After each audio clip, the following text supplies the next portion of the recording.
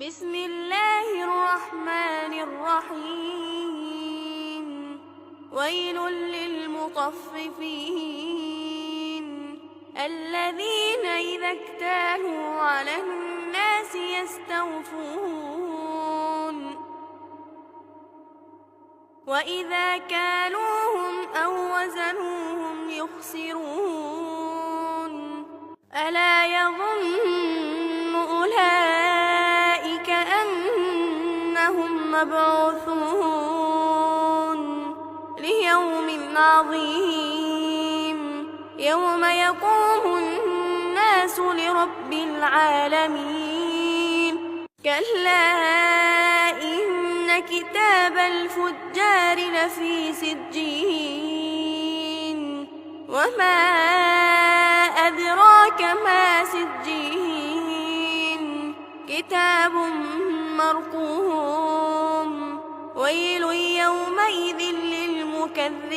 للمكذبين الذين يكذبون بيوم الدين وما يكذب به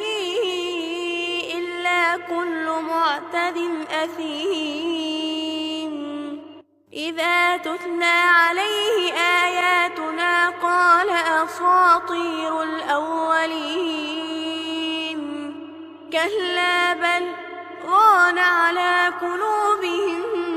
ما كانوا يكسبون كلا إنهم عن ربهم يومئذ لمحجوبون ثم إنهم لصالو الجحيم ثم يقال هذا الذي كنتم به تكذبون كلا إن كتاب الأبرار لفي عليين وما أدراك ما عليون كتاب مرقوم يشهده المقربون إن الأبرار لفي نعيم على الأرائك ينظرون تعرف في وجوههم نضرة النعيم يسقون من رحيق مختوم ختامه مسك وفي ذلك فليتنافس المتنافسون ومزاجه من تسنيم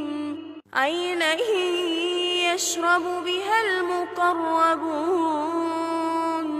إن الذين أجرموا كانوا من الذين آمنوا يضحكون وإذا مروا بهم يتغامزون وإذا انقلبوا إلى أهلهم انقلبوا فاكهين وإذا رأوهم قالوا إن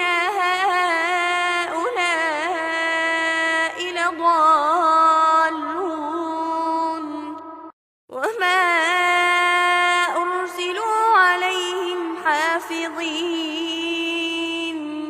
فاليوم الذين آمنوا من الكفار يضحكون على الأرائك ينظرون